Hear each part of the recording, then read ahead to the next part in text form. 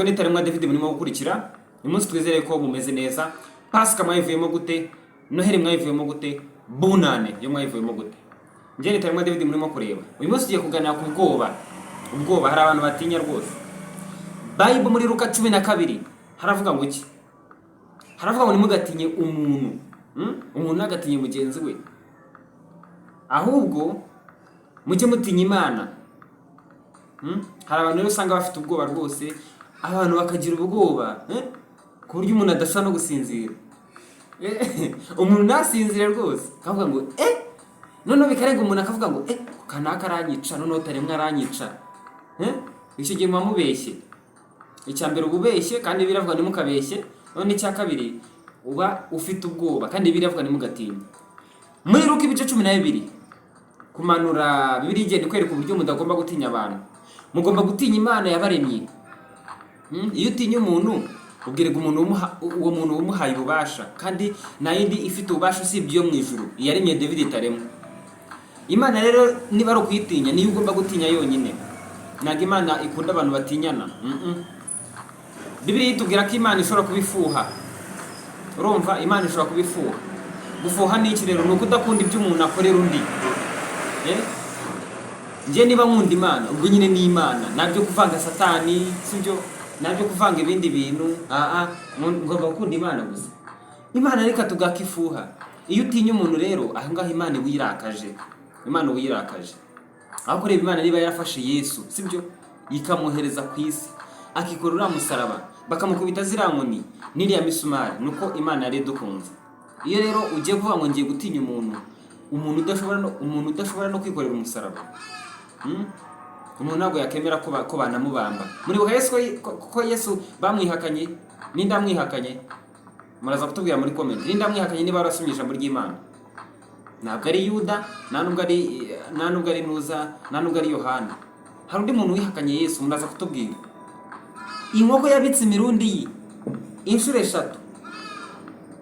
Uwo muntu ahera ko yibuka ko Yesu yagize ate yamubwiye, ariko na Yesu nawe yari afite mu ruhare kuko Yesu niwe waciye intege uwo muntu. Yaciye intege Petero yari yemeye yuko ari bujyane na Yesu, ariko Petero acika intege kubera Yesu yazimuciye. Ntabwo ndi kubya Petero, ntabwo ndi kubyintege, ahubwo none uyu munsi turavuga ku bwoba. Ese umuntu ni gute yareka gutinya? Bibiliya itubwira yuko tugomba gutinya Imana kuko ariyo yaremye ijuru, niyo yaremye n'isi, niyo yaremye n'umuntu. Rero ntukabe gutinya mugenzi wawe, kubera ko mugenzi wawe Bibiliya iravuga ngo iyo utinya ubundi umuntu yica ikintu kimwe n'umubiri nyine, ku buryo yakwica ugapfa, ariko umuntu ntabwo abazi ngo ugiye kujya he.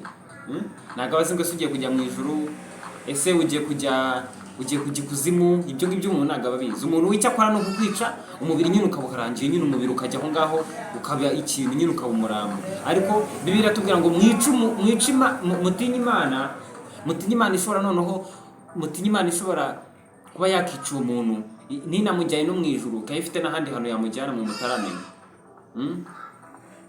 Rero mbere yuko nsoza mboneraho no gusubiza abantu, hari abantu bambaye ngo iyo umuntu apfuye ajya hehe. Ndagira ngo mbasubize mwese uyu munsi.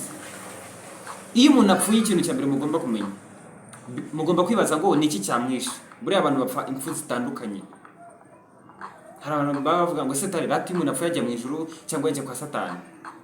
Ubundi ibyo ngibyo ni amakosa, biterwa n'ukuntu umuntu yapfuye. Tuvuge ngo wenda umuntu imodoka iramutomeye, abaye ubushwange neza ariko neza ku buryo n'umutwe utawubona, ku buryo ubona amagufwa gusa.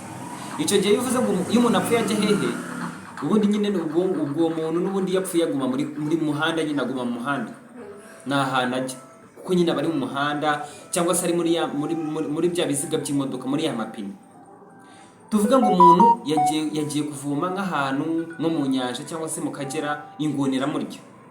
Iyo rero mbaje ngo iyo umuntu apfuye ajya he, nyine ubwo yagiye mu nda y'ingona yamuriye. Icyo gihe ntabwo uvuga ngo umuntu yagiye mu ijuru, no. Ntabwo umuntu uvuga ngo yagiye kwa Satani, ahubwo umuntu yapfuye ajya he, already yapfiriye mu ngona. Muri make ingona yamumize cyangwa se ifi yamumize. Iyo umuntu apfuye rero ajya mu cyamwishe. Umuntu ajya mu ijuru gute? Iyo apfuye ari umugambi w'Imana. Ntabwo mujya mwumva nk'abantu bari mu imodoka igakora accident, igakora impanuka, ariko uwo muntu akarokoka. Utekereza ko baraba bagiye he? Buriya ntabwo baba bagiye mu ijuru, ntabwo baba bagiye kwa Satani. Hari ahandi baba bagiye kujya. sibyo? Iyo rero bivuze ngo taremwa ngurati umuntu apfuye ajya he, ndakubaza ngo uwo muntu wapfuye ninde? Yapfiriye he? Niki cyamwishe? Tuvuge nk'umuntu bamuteye isasu, bari muteye mu mutwe arapfuye, ntabwo uwo muntu ajya mu ijuru, nta nubwo uwo muntu ajya kwa Satani. Iyo uwo muntu abonetse bakamushyingura neza bakamuzika, uwo muntu n'ubundi ubwo igisubizo nta handi ajya mu itaka. Muri bwo ikintu Yesu Imana yabwiye Adamu amaze kurya ku rubuto ngo uzabaho urushye, wavuye mu itaka kandi niryo uzasubiramo. Iyo rero uvuze ngo iyo umuntu apfuye ajya he, aho nanjye mbaza kubaza ajya kubaho yaravuye. Iyo umuntu avutse ava he? Iyo umuntu agiye kubaho, Bibiliya ivuga ko Imana yakoze umuntu mu ishusho yayo imuremye mu itaka, kandi iyo umuntu apfuye n'undi asubira hehe? Aho Adamu bamubwiye ngo ntihazasubira, kandi twese tuzi ko twavuye kuri Adamu. Icyo mugomba kumenya rero, iyo umuntu apfuye, ibyo uvuga ngo se ajya mu ijuru ajya kwa Satani, ubundi ibyo mwabikuye hehe mwebwe? Ibyo mwabikuye muri Bible nigerageza Bibiliya nigerageza kutubwira iyo umuntu apfuye ajya hehe. Mu mubwiriza haravuga ngo umuntu wapfuye nta kintu akizi, ntatekereza, ntiyibuka, ntababara, nta kintu akizi, nta nubwo ariho nyine. Iyo rero mbwiye ngo cyangwa mbajije ngo iyo umuntu apfuye ajya hehe, nanjye ndakubaza ngo ajya kubaho yari ari he? Umuntu tuvuge ngo ngiye taremwa sindabaho, tuvuge ngo wenda ngewe, tuvuge ngo nzavuka mu mwaka wa 2000, tuvuge ngo mu mwaka wa 2000 nibwo taremwa David nzavuka, sibyo? Ariko se mu 1998 ubwo nari hehe? Nari hehe? Aho rero narindi. Iyo umuntu apfuye niho roho ye ijya. Yes, murabisobanukiwe? Next year cyangwa se umwaka utaha, tuvuge ngo hari abana bagiye kuvuka, hari umwana uzavuka next year mu mwaka uzaza, ariko uyu munsi uwo mwana nyine nawe uhari, kuko uyu munsi ntabwo nyine biragera, ahubwo azavuka muri next year. Noneho uyu munsi uwo mwana uzavuka ari he? Ubu ngubu ari hehe? Aho hantu rero mwe mutazi niho iyo umuntu apfuye roho ye ijya. Ariko uyu mubiri, uyu murambo nyine, iyo umuntu apfuye umurambo ujya, ni ibintu byoroshye, ujya mu isanduka mu itaka. Niko Imana yabwiye Eva, niko yabwiye Adamu. Iyo rero umuntu apfuye ajya hehe? Ajya mu mva, ajya mu isanduka. Ni ibintu byoroshye cyane cyane kubyumva. Hari abantu byaraniye kwako se uyu muntu apfuye ajya hehe, se uko ngiye gupfa nzajya he? Ibintu biroroshye cyane kubera ko namwe murabizi yuko uyu muntu apfuye mujya gushyingura, sibyo?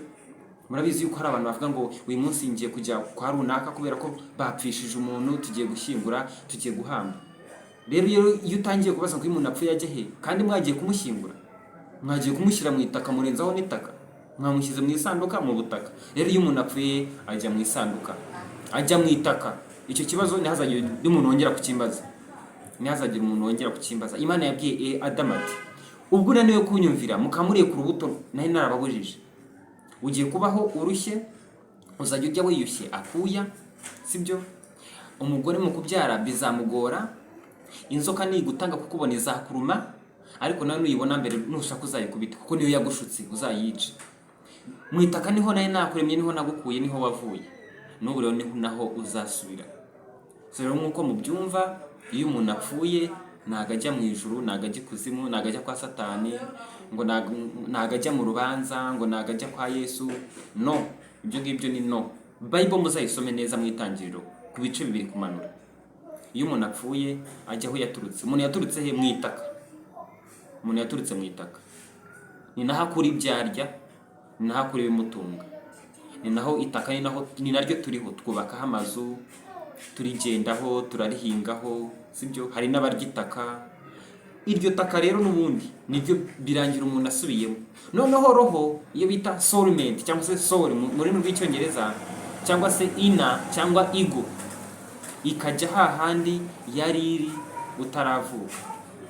Kuko buri mwana wese avukana roho. Niyo mpamvu ngiye taremwa David nshaka kubyara umwana akaba asa nkanje, akaba afite wenda ari inzobe nkanje, afite umusatsi usa nk'uwanjye, ari muremure nka taremwa, abyibushye cyane nkanje, ariko imyitwarire ntago ishobora gusa nk'iyanjye. Wenda tuvuge ngiye kundeba aha, wenda nkunda ijambo ry'Imana, nkunda gusoma Bible, ariko ugasanga umwana wanjye we warakunda gukina umupira.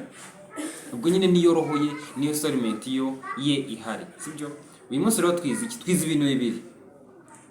Iyo umuntu apfuye ajya mu itaka, ajya mu isanduka.